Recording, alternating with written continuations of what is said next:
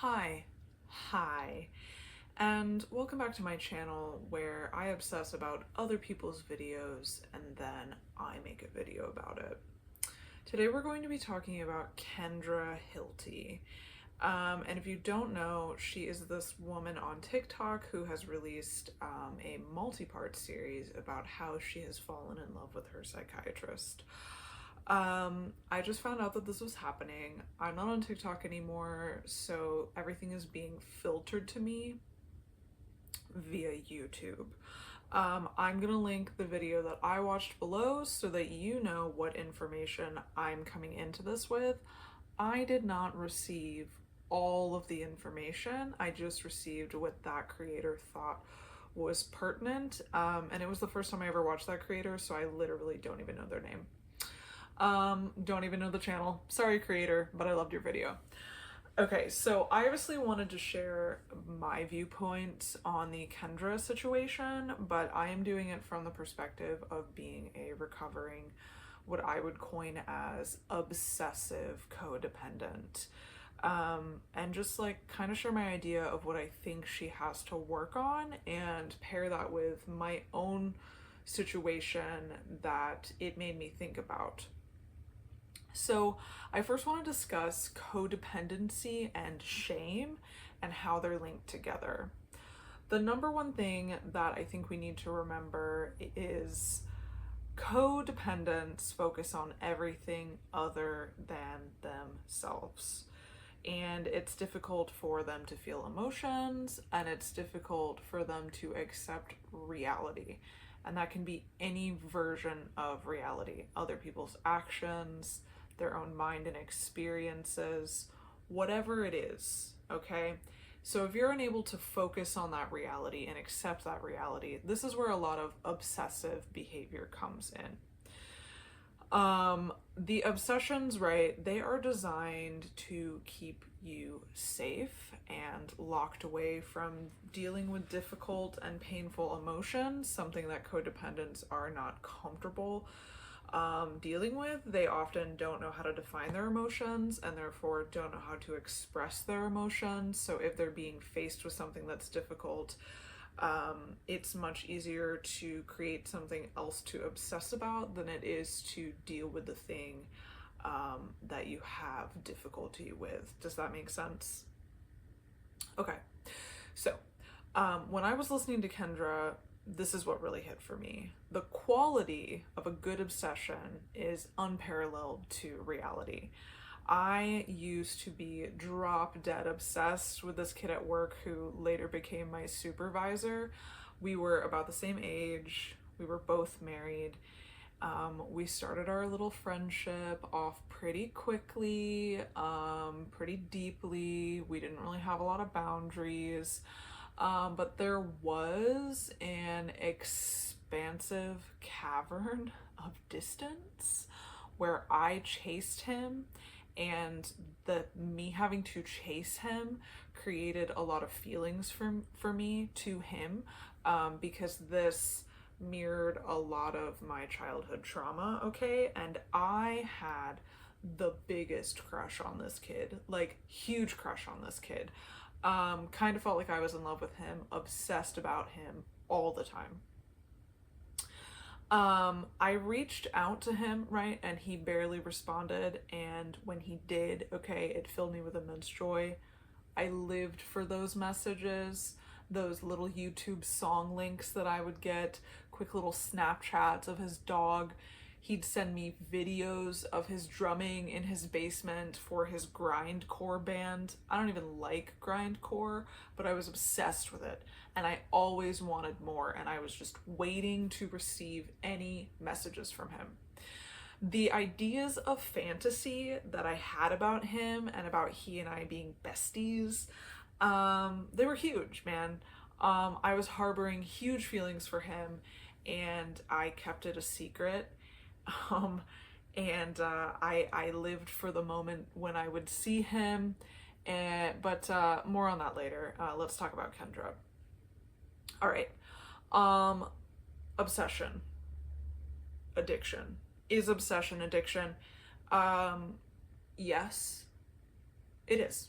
In my opinion, it is. I'm obviously not a psychiatrist or a psychologist for that matter, but it makes a lot of sense to me that obsessive thinking mirrors a lot of the way that we respond to addiction. The thing we are obsessing over begins to replicate a lot of the same emotions of the feeling of being addicted. The object of desire consumes our thoughts, and being in contact with them gives us an emotional high. Distance creates feelings of worthlessness and loneliness. The only thing that alleviates these feelings, right, is either being in contact with the object of your desire or thinking about it constantly, right? And when you're wrapped up in that thinking, you're not really tapped into those emotions that I mentioned, right? Worthlessness, loneliness. You're just in the obsession, and it makes you feel really good. So in the case of Kendra, her videos spoke a lot about thinking about the psychiatrist outside of her appointments, talking about it with her present therapist that she had while she was seeing her psychiatrist. And I assume probably, anyone who would listen, although she doesn't mention a lot of people like outside of her therapist and her psychiatrist. In fact, I'm not sure if she mentions anyone. I feel like he was just on a loop in her mind night and day, and that she probably did things like save little stories to tell him and thought things like, oh, I bet my psychiatrist would like to hear this because I have such a huge crush on him and he obviously returns the feelings based on the interactions that we're having. The way that she described the joy and excitement when she knew that she had an appointment with him was so palpably akin to an obsession, and therefore to me an addiction, right? If we're saying that obsessive thinking cycles you through a lot of the emotions of addiction, then we're saying that obsession and addiction are pretty much the same thing. We're saying that Kendra is obsessed and addicted to this person, right? Do we track that? Does all of that make sense? So the feelings created in the cycle of obsessive addicted thinking deepen the sense of shame that codependents are seeking to erase or ignore, right? The shame then creates guilt, and the guilt creates another level of obsession because now you're obsessed about the reason that you're feeling guilty, right? It all feeds into itself, right? It's like a snake eating its own tail. So let's talk about traditional guilt for a minute. So traditional guilt is cool, relatively normal. If you're someone who's able to deal with guilt well, you're going to experience guilt. You're going to do some sort of corrective action, apologizing, correcting your behavior, having a conversation that will alleviate your guilt by understanding like how you can change your behavior in the future, or even apologizing, right? It can show us a lot of things. It can show us how to be compassionate and empathetic towards the people that we have wronged, and it can make us better people because we're able to understand that we need to problem solve and direct ourselves in a better, more productive way for society generally. However, with obsessive thinking, we're the ones who are bad, not our actions, which means that nothing can be done to alleviate the guilt, and you get stuck in this cycle, okay? It just is what it is. When we are focused on everything outside of ourselves, this is when we lose our identity, and this is a really big part of codependency, and nope, that's a tangent for another time. So we may not even understand our actions when we're stuck in this level of obsession. And I think this is important when it comes to how Kendra was acting in her appointments. This is a cycle of compulsive behavior that is created by our obsessive thinking, right? We behave in ways that we feel allow us to control the situation. And I think for Kendra, since she desperately wanted to be seen and heard by the psychiatrist, she was the one breadcrumbing him. And she was the one sharing too much, and she is trying to elicit reactions out of him that feed her obsession and delusion about the feelings that this man had. That's my overall take on the situation, okay? Because one aspect of obsession is fantasy, right? Which again, it protects a codependent person. And like fantasy and obsession are like kind of the same thing, but also not the same thing. We don't really know what's happening in our reality when we are wrapped up in fantasy, because all we're seeing is the projection of that fantasy, and we're trying to make the situation, the people fit into this parameter of the fantasy and projecting that reality onto them.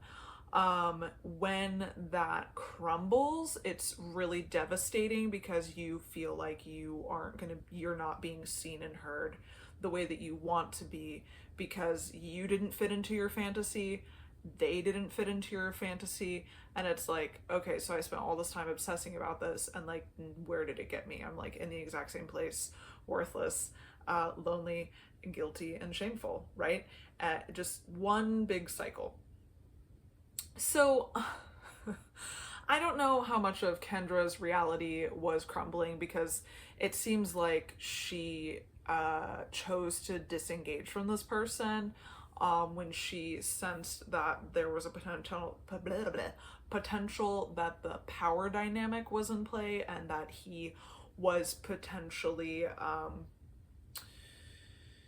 manipulating her into falling in love with him and becoming highly dependent on him for all of the things that I think just plainly like codependents get really obsessed with. Like, if you are super obsessed with another person to the extent that they become your entire reality, that means that you don't have any worth outside of your connection with that person. So if she's spending years and years and years developing an entire relationship out of one appointment a month, then her worth is all wrapped up in that dynamic. It's all wrapped up in that little world that she created inside and outside of those appointments.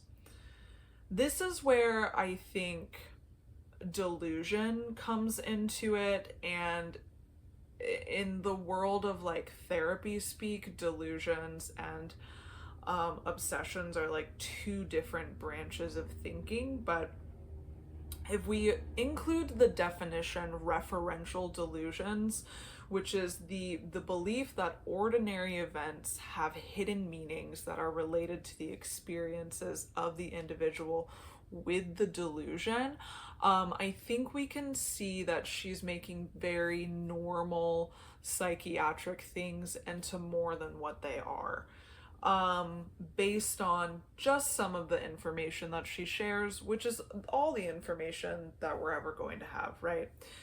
And then if we go one step further and we include grandiose delusions, which is the unfounded beliefs related to one's wealth, power, identity, or overall importance, I think it becomes clearer that she is creating a fantasy wherein she is the center of this man's world, because she certainly has made him the center of her world. Now, I'm not saying that I do or don't believe Kendra. No one really knows what happened except for her and this dude. I wasn't there, right? And I certainly didn't watch her dozens of TikToks on this video, but I can see my pattern of thinking in the way that she's describing events. And it makes me question the validity of her experience. And it's because I had been living deep in this fantasy of me and my supervisor, ending up together and being best friends and hoping that he'd hang out with me, while I was on the clock. and being desperate for him to speak to me and text me and being filled with glee when, you know, I saw my Snapchat notification pop up on my screen, and like it was eating me up. He was all I focused on for over a year while I was actively married with another person, having an entirely different life. It wasn't until this person told me that he told his wife that he was in love with me that I took a huge step back, because I was never expecting something like that to happen. And yes, I was in the process of moving out of state and getting a divorce. But this quote unquote man of my dreams said he had feelings for me, and it blew my fucking mind. But something was wrong, okay? Something was wrong, and I knew it. It didn't make any sense to me, okay? I was immediately hurt because once he admitted this to me, we weren't able to like talk anymore, and selfishly I was like really sad, because I was like, guy, you don't even know like how much I want to talk to you, how much I like need to talk to you. Like I need to talk to you. I think about you nonstop, and I just want to hear from you all the time. So, in my craze, I wrote this person 12 letters that I never sent. And, you know, sometimes I read them and I go, oh boy, Angelina, because what the fuck? Writing all of that, though, like, it really helped me process things. And when I realized, and what I think Kendra will realize in a few years' time, okay, when she isn't fresh out of this relationship, is that the lack of the relationship that I had with this boy was our whole relationship. Every day, I spent obsessing. Every hour, I imagined us together. Every night, I checked my phone repeatedly to see if he was there. That was our relationship. The obsession, the fantasy, the fake relationship that we had, that was our relationship. He wasn't really in love with me, and I wasn't really in love with him. We were in love with the trauma bond that we had, which is a whole other thing we can get into at a different time on my channel. And we had the toxicity of chasing each other and not being able to really connect, right? That was what fueled our connection. And isn't that what fueled Kendra's connection? The lack of being able to truly have him anywhere other than therapy, pining for him, thinking of him, obsessing over him, developing a fantasy about him. I don't know. Only Kendra knows that. Now, what I do love about Kendra making these videos is that she's clearly on the right path, okay? Her wheels are turning, she's thinking about something. I think, though, she hasn't quite clicked into what that point is. And from a person who has been recovering from a lot of fucked up thinking, I can say that she's got a lot more to parse out from the situation. And I think right now she needs to examine why she's sharing this all on the internet, because from what it appears as an outsider and someone who's like analyzing this from like a chakra component and a codependent component, and like I feel like I'm on healing +1 in like the advanced stages of healing my life. It seems like she's still acting out of having low self-worth, out of feeling shame potentially for having been involved in this situation, in her behaviors, and potentially guilty about the situation, and is still like desperately trying to seek validation and reassurance and understanding about the situation that she went through from other people who will help validate her story. Now, I know that she stated that she turned off a lot of her comments, etc., because people were being really rude to her. And it's interesting that despite being bullied, which people need to calm the fuck down, generally speaking, she's still continuing to share the story. And I feel like her heart is in the right place, because there's like an overall lesson to be learned But I don't think the lesson is that she was manipulated by her psychiatrist. I think the lesson is that she succumbed to delusions and obsessive thinking and fantasy and projected that reality onto this man and read into a lot of behaviors and comments, making them seem more than what they worth, because those were all that she could have that would validate having a crush on this person. I don't know. I wasn't there, but that's what it seems like to me. Anyways, that's all that I have for you today. Thank you for watching. I hope all of this made sense. If you would like to know more about shame and guilt and your chakras and codependency, I do a lot of that work. My goal as a spiritual healer is to help people correct their codependency, and to be able to act as independent, authentic beings. Thank you for watching. I really appreciate it. Please like and subscribe if you haven't. I would love to see you back here. And yeah, I'll put a thing up and you'll see it. Okay, bye.